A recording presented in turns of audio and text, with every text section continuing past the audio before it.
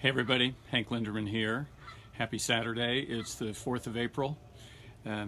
We're still deep in social isolation, keeping 6 feet from people. I think we talked yesterday about if you're going to be within 6 feet, keep it under 6 seconds. It's okay to pass somebody in the grocery store.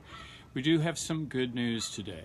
And the first bit of good news is from Bill Gates. And if you haven't heard about this, there's a wonderful video of Bill Gates being interviewed by Trevor Noah on Trevor Noah's social distancing show. It's no longer called The Daily Show. It's called The Social Distancing Show. Anyway, there's a wonderful interview. It's about 22 minutes long. It'll fill you with some hope.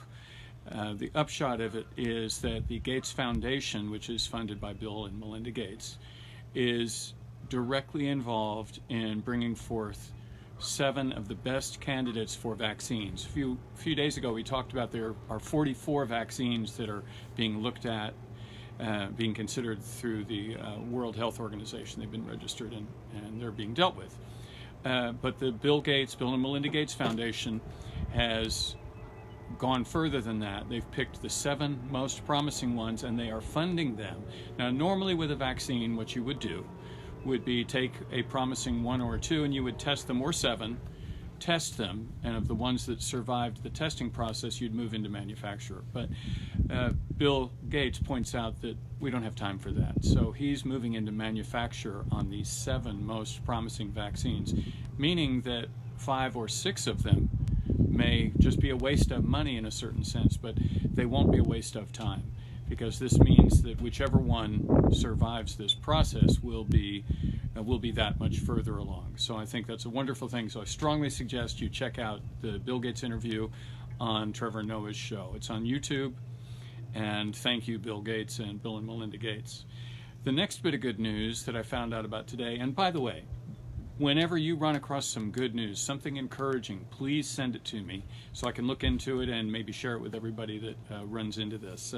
But there's a company called Kinsa, K-I-N-S-A, Kinsa Thermometers, and they're a very unusual company. They make thermometers that connect to an app on your smartphone, and if you develop a fever, it shares that anonymously with Kinsa Corporation, and they have then published a map of illness in your country. And there's a map at their website, which, let me double check their, and I'll put this on the page so you'll be able to find it, but it's kinsahealth.co. Anyway, they have a couple of thermometers, like I say, that connect to the app. If you run a fever, it reports it to their company, and they publish this on their map. And what you can see is, at least of the people who are using this thermometer, they're actually seeing a decline in a lot of areas, including New York. New York is seeing a decline. California is seeing a decline. Even Florida, which is our latest hotspot, Florida and New Jersey are big hotspots right now. Florida is seeing a slight decline. Now, this is not of the overall infection. This is a lowering of the amount of fevers in the people who use their thermometer. So it's not a pure stat for us, but it gives us some encouragement. And I will post a link to the map, and I think it's a fascinating thing. I'm going to order one of these thermometers as soon as I can. Now, there's unfortunately some bad news.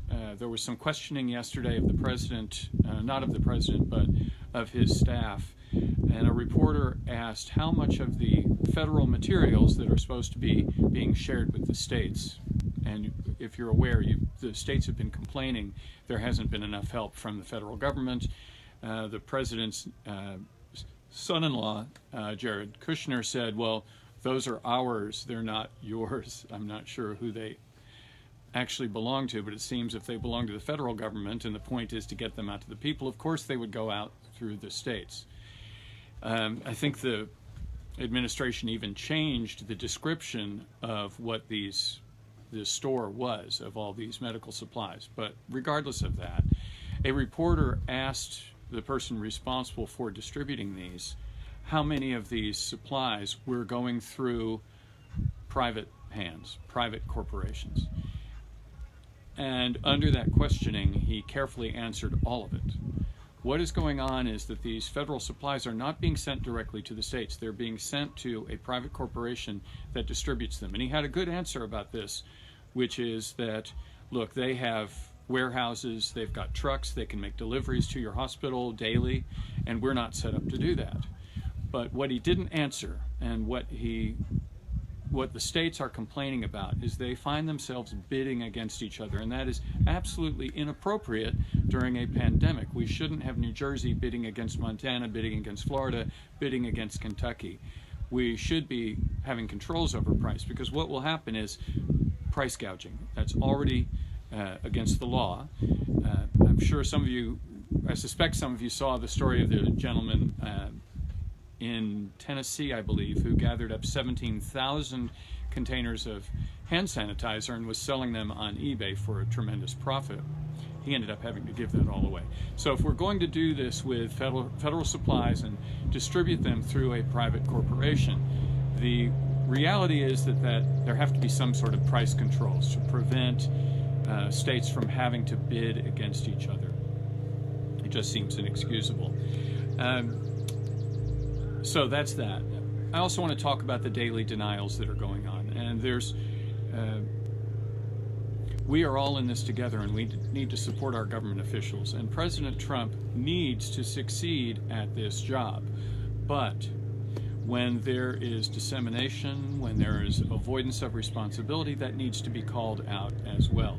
And President Trump so far has taken no responsibility for his actions. And I think that's a problem. I think we have to call out the behavior. I'm pretty sure that if we had a Democratic president right now, that I'm pretty sure that we would see all sorts of complaining about any actions. Now, complaining about a government official based on their personality or their appearance, or the fact that they're Republican or Democrat, is not what I'm talking about. I'm talking about their words, their actions, their behaviors. That is what is fair game. And we have got to be willing to take a good look at what our leaders are doing. Andy Beshear obviously is doing a wonderful job in Kentucky, is flattening the curve. We appear to be flattening the curve. Again, we don't have enough testing yet. We still need to test. And those of you that believe, for example, that President Trump's doing a fantastic job, spend a little bit of time investigating what South Korea did when they developed their first infection, which was, paradoxically, the very first day the United States got their first infection. In South Korea, they aggressively began testing. And if you showed up with a problem, they quarantined you, they treated you. They have been able to stem the tide of their pandemic response has been so much more successful than ours. We are still on the upward climb. And that means we are still in quite a bit of danger. South Korea has done a much better job of it. We need testing.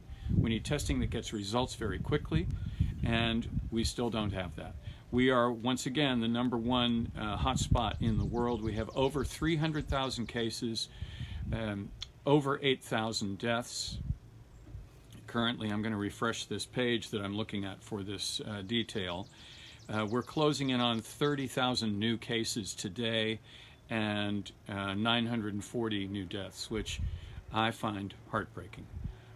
But I'm hoping we can get to the point where our increases stop, where we start to see some light at the end of the tunnel. The realistic expectation we have is that it will be about 18 months for a vaccine, but there are other treatments that are coming, and it is working to do our social distancing, to be careful when you're around other people, to wash your hands all the time, and to keep your spirits up, and to be good to your friends, good to your family, and appreciative of your leaders. When you go shopping, please say thank you to the people that are helping you do this. These are folks that are on the front line just as much as people that are working in healthcare. So thank you all for tuning in. I'll be here again tomorrow at 3:30 Central and 4:30 Eastern. If there's anything you'd like me to talk about, please put that in the comments. I'd love to hear from you, and I do want to say hi to everybody. I see Gordy Wilcher's watching. Hi, Gordy. How are you doing? Sue Boffman, I saw you checked in. So hi to all my friends, hi to my neighbors, and of course, everyone in the state of Kentucky. Let's be strong and take care of this properly. All right. I love you. See you tomorrow.